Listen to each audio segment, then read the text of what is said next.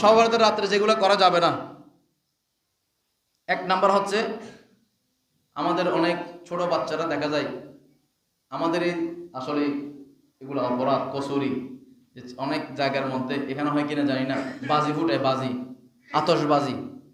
এটা তো আতশবাজি ফুটানোর রাত না, এটা তো খেলা করার রাত না।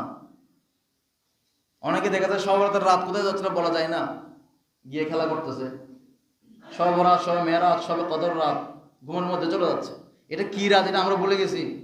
তো আপনারা যারা অভিভাবক আছেন, আমার অনুরোধ থাকবে আপনার সন্তানকে অন্তরপক্ষে শবে বরাতের রাত্রে মসজিদে নিয়ে আসেন, ঘরের মধ্যে চেরাগ করেন, আগরবাতি জ্বালান, তসবিহ তাহলিল, ঘরের মহিলাদেরকে, মা বোনদেরকে দরুদ শরীফ পড়ার জন্য বলে আসেন, ইস্তেগফার করার জন্য বলে আসেন, 100 বার ইস্তেগফার করেন। এগুলো ঘরের মধ্যে সৃষ্টি করেন। শুধু আপনি মসজিদে আসলেন, ঘরের মধ্যে কিন্তু আপনার বিপরীত চলতেছে। আপনি এখানে আবাদবন্দি করতেছেন, ঘরের মধ্যে টিভি চলতেছে, ঘরের মধ্যে মোবাইলের মধ্যে সিনেমা চলতেছে। আপনি এখানে আবাদবন্দি কিন্তু রপ্ত, আপনার ছেলে বাইরে গিয়ে ফুটবল খেলতেছে, ক্রিকেট খেলতেছে, ব্যাডমিন্টন খেলতেছে। তো কি ফায়দা? আপনি মারা গেলে ছেলে আপনার যেদিন মারা যাবেন তারপরের দিন গিয়ে খেলা করবে, আপনার জিয়ারত করার পর্যন্ত সে গুরুত্ব দিবে না। এগুলো আপনাদেরকে একটু সতর্ক থাকতে হবে।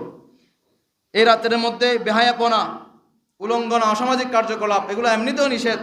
বিশেষ করে এই রাতের মধ্যে শরীয়ত বিরোধী কোনো কাজ যাতে আমাদের মাধ্যমে সংগঠিত না হয়। আল্লাহ পাক আমাদেরকে হেফাজত করুন, বলুন আমিন।